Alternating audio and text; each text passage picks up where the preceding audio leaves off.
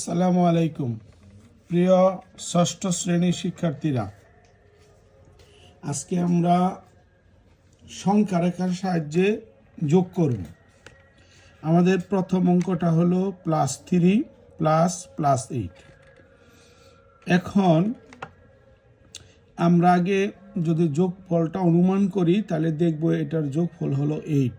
তার মানে আমরা যে সংখ্যা রেখাটা আঁকবো সেই সংখ্যা রেখার ডান দিকে, যেহেতু +8 তাহলে ডান দিকে কমপক্ষে 8টি সংখ্যা লাগবে। আমি 12 পর্যন্ত লিখেছি, আর বাম দিকে কম হলে কোনো সমস্যা নেই। এবার +3, আমার যাত্রা সবসময় 0 থেকে শুরু হবে। 0 থেকে আমার যাত্রা শুরু। প্লাসের জন্য আমরা সবসময় ডান দিকে যাব, প্লাসের জন্য ডান দিকে। 0 থেকে যাত্রা শুরু। 3-এর জন্য 3টা ধাপ, 1 ধাপ, 2 ধাপ, 3 ধাপ।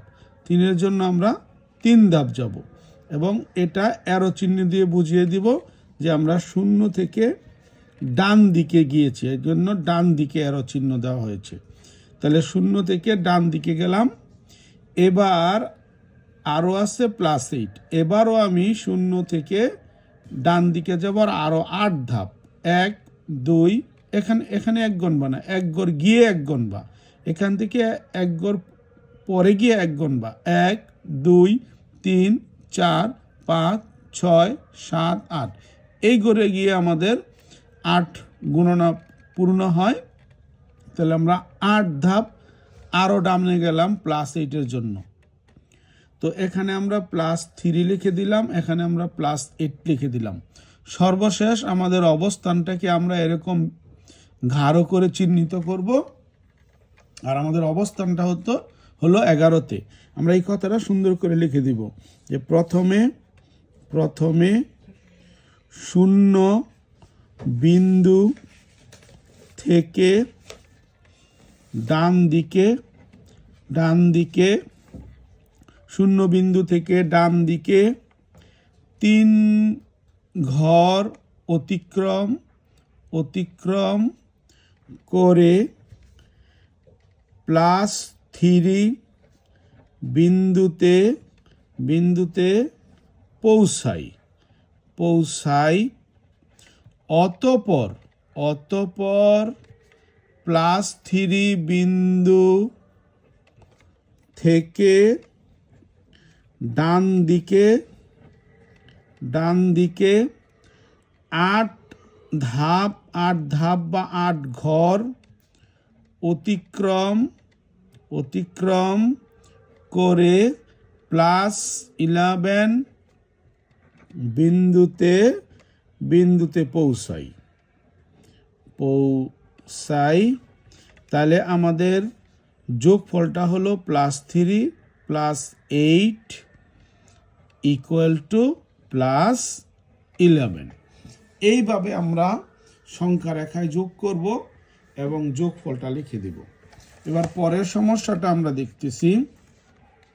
এখানে আমি যথারীতি যোগফলটা আন্দাজ করেছি। -8 আর +3-র রেজাল্টটা 8 এবং 3-র মাঝামাঝি কোনো একটা সংখ্যা হবে। সেই হিসাবে আমরা বাম দিকে 8 ঘর, ডান দিকে 9 ঘর, মানে প্রায় সমান সমান নিয়েছি। এবার প্রথমে +3-র জন্য আমরা জানি প্লাসের জন্য ডান দিকে যাই। ডান দিকে আমি 3 ধাপ অতিক্রম করব। 3 ধাপ +3-র জন্য 3 ধাপ অতিক্রম করে আমি +3 বিন্দুতে পৌঁছাইলাম। এবার +3 থেকে আমার যাত্রা হবে, মনে রাখবা, প্লাসের জন্য ডান দিকে, -8 মাইনাসের জন্য বাম দিকে। এই মাইনাসের জন্য বাম দিকে আমরা নিচ দিয়ে যাব, নিচ দিয়ে অতিক্রম করব। তাহলে আমাদের ধাপটা একটু গণে নেই, কয় ধাপ? 8 ধাপ। 1 বাম দিকে 8 ধাপ, 1 2 3 4 5 6 7 8 ধাপ। 8 ধাপে আমরা এই পর্যন্ত আসব, এবং শেষ যেখানে আমার অবস্থান সেখানে আমি এইভাবে বৃত্তটাকে সুন্দর করে চিহ্নিত করব। এবার এই লেখাটা আমরা লিখে দিব। প্রথমে 0 বিন্দু থেকে, সবসময় আমরা 0 বিন্দু থেকে যাত্রা করি। 0 বিন্দু থেকে 3 ধাপ, এবার আমি ধাপ লিখব, 3 ধাপ অতিক্রম করে +3 বিন্দুতে পৌঁছায়, +3 বিন্দু থেকে বাম দিকে, এবার বাম দিকে -8 জন্য আমরা বাম দিকে যাব, বাম দিকে 8 ধাপ অতিক্রম করব, 8 ধাপ অতিক্রম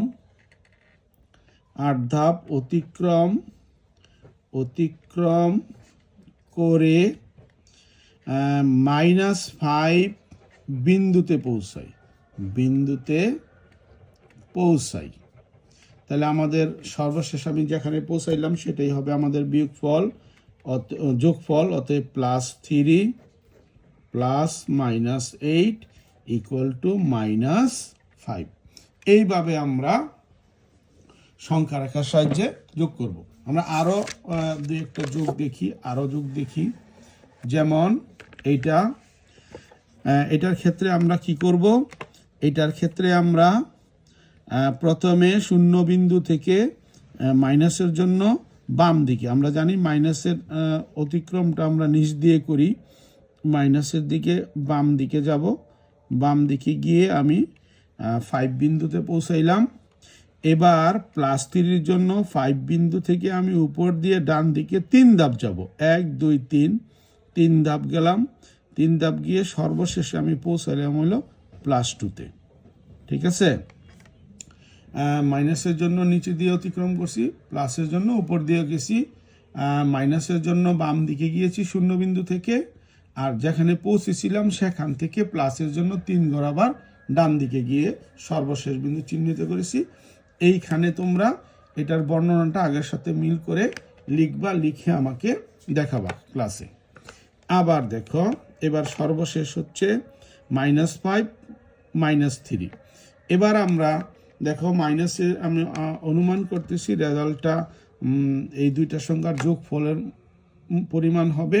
সেক্ষেত্রে আমরা কি করলাম, সেক্ষেত্রে আমরা বাম দিকে 10 পর্যন্ত এবং ডান দিকে 6 পর্যন্ত লিখেছি। এবার আমরা 0 ধাপ থেকে কাজটা শুরু করব। 0 ধাপ থেকে অবশ্যই মাইনাসের জন্য নিচে দিয়ে করব।